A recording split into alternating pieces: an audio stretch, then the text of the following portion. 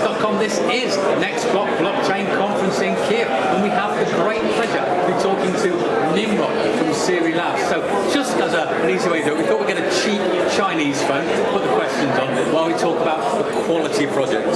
So our first line of questioning was, we suddenly see HTC, other big players trying to get into the space with things like Exodus.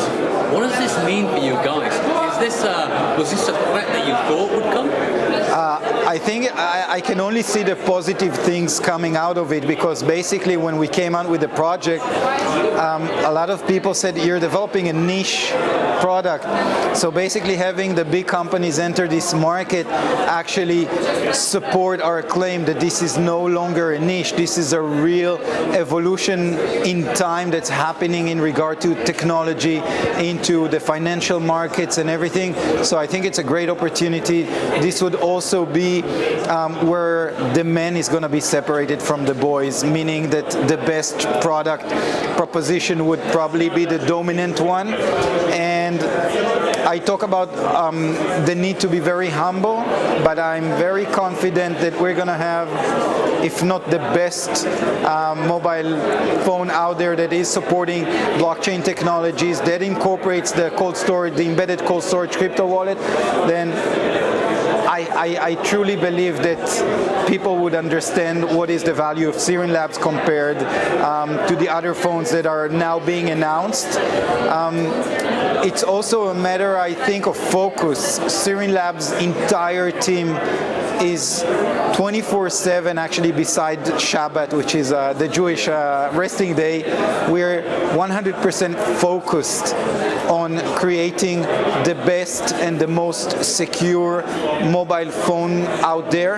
And since it's the only thing that we do right now, I feel that it would give us a certain advantage over the competition, who is not only focused on that. How do you see the sector? Is it like a kind of Amazon situation that will only be one? Or is there room for quite a few top players? So I'm sure there's going to be room for several players. However, there's still going to be, if I try to foresee the future, it's going to be more or less around what happened in the distribution of the mobile operating system between Android and iOS, for example. I think there will be companies that will enable to dominate the market, lead the market, and I think Sirin Labs will be a market dominator in this case. And there will be also other kind of complementary or case-specific solutions that will incorporate blockchain technologies into mobile devices. Okay, so this is the bit that confuses me a little bit. Maybe you can clear me up, because I can see your way. Yeah, you go viral, you become the Android, you become the operating system. But are you guys really a hardware or a software company? When Google launched Android, you remember how they did it? They did it with their hardware phone called the Nexus, the G1, if I'm not mistaken. Is Google an Android? Is Google a hardware company? Is it? It's everything to all men, I believe. Yeah. I think Google is more perceived and positioned as a software company. The way for them to introduce the greatness of the Android operating system was to introduce it through a hardware solution. And basically, when we try to understand what would be the best practices in order to launch the Sirin OS, we realized that we're going to be doing what other great companies has been doing before us, and we basically, in somewhat, took the Google Android model and implemented within Sirin Labs go-to-market activities. If you go into competition, though, you step up and you need to build larger supply chains, you need to be super agile and super fast. Is there not a danger that these companies might at that point use their whole machinery that's well-oiled with their supply chains and kind of knock you out the market? So I think everything should in this world comes down to one thing, and and that's the user experience.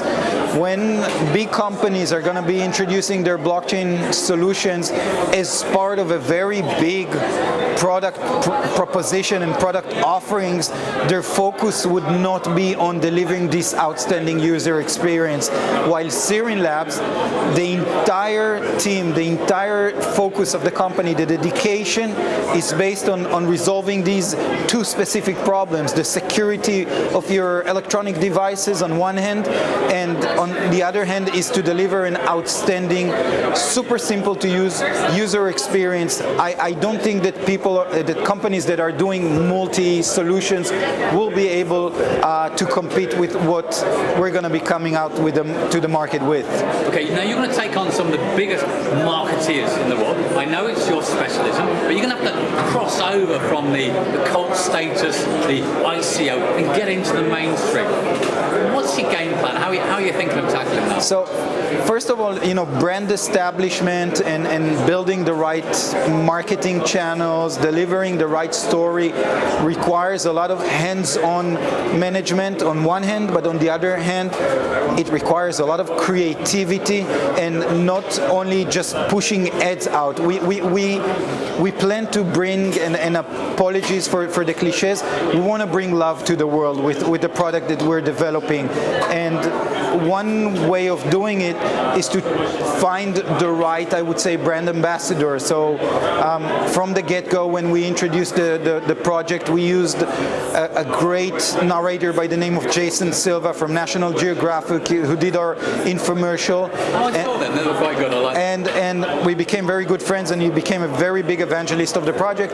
But the second stage was to obtain a mega name that can coexist with what we're doing and can help us build a great brand and spread the word out.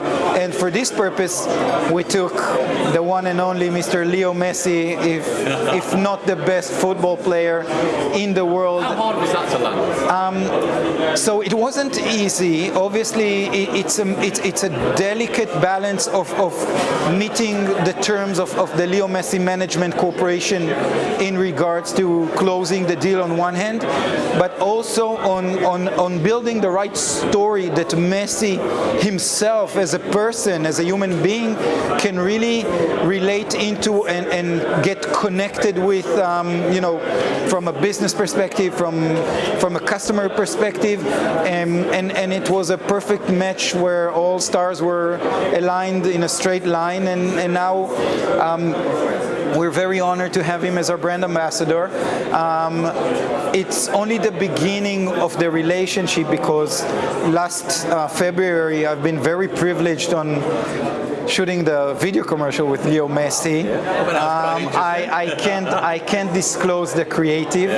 I'm sure as a marketeer, a bit of a dream though, yeah? It is a dream, and as much as I'm not a big sports fan, for me it was a glorious moment in my career. And I can always tell you, I've been seeing the rough cut of the commercial, and we approved the entire creative processes.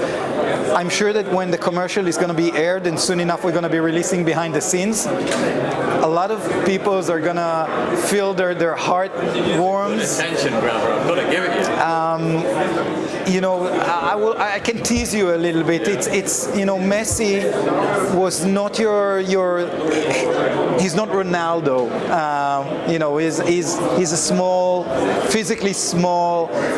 He's very shy, he's very humble, he's not outgoing. Nevertheless, he became #1 football player, and we played along the side of, even people whom you don't think can be their best in what we do. But here is where I stop. You talked about showing some love. Do you want to show us some love for the product you've got hiding in your pocket, shining at me, or not? No, so every company, especially ICOing companies, when they need to deliver, I think they better deliver based on legacy. In my pocket, I have a legacy of Sirin Labs. The company was established in 2013 for the purpose of developing this beautiful, ultra-secure mobile device by the name of Sirin. Basically, a lot of the gain knowledge that the team acquired in the process of making this product, developing it, coding the code behind it, but also launching it, was taking into consideration when we pivoted the main activities towards developing the Fini phone. We took a lot of the elements, not only from technological standpoints, but also from design, and we incorporated them with the Fini. I know we've been teasing, don't look at this as what the phone is going to look. I can actually tell you the truth. 2 weeks ago we shared the technical spec that was agreed and already in process of developing with Foxconn, the developers of another great mobile device by the name of iPhone. And in beginning of the first week of June, we will be releasing the design of the Fini.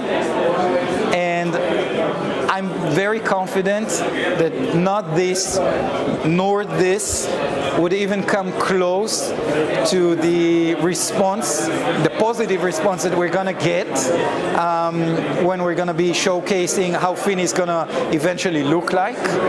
We have some really big surprises aligned there, especially around the cold storage solution, cold storage wallet. And guys, you saw it here first. You've seen the first official incidents of phone shaming. I'm going to put my cheap Chinese generic down on the table. I'm going to wish Nimrod the best of luck taking on the big boys. It's been a fascinating journey so far. I hope it goes to a lot more new levels for you. Thank you very much. Thank you very much. I'm Dave Young from Cryptovest.com. This is the next Blockchain Conference. See you soon.